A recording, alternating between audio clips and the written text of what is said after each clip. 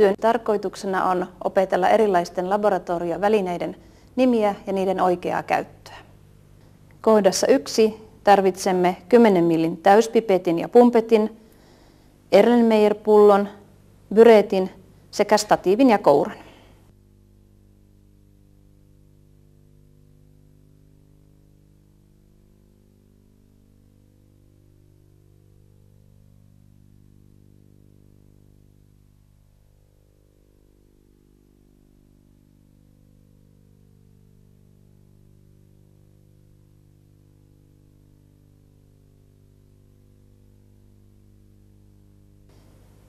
Pipetoidaan 10 millin täyspipetillä näytettä.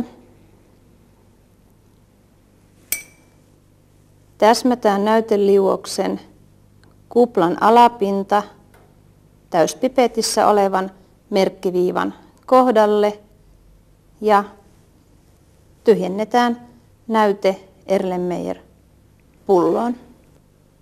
Kosketetaan täyspipetin kärjellä pullon sivuseinämää, jolloin pipetistä tulee tarkasti 10 milliä liuosta. Huomattavaa on, että täyspipetin kärkeen jää aina pieni määrä liuosta ja sitä ei koskaan saakaan tyhjentää näyteliuoksen joukkoon.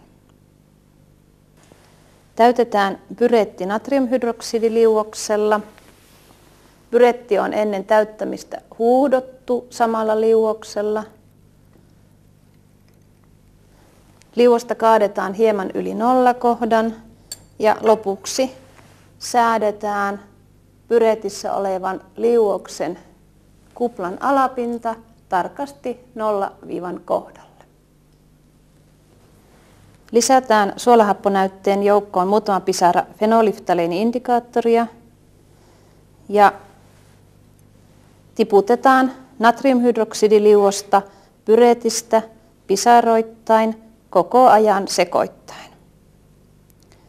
Liuosta lisätään, kunnes näytteenä oleva liuos muuttaa pysyvästi väriään.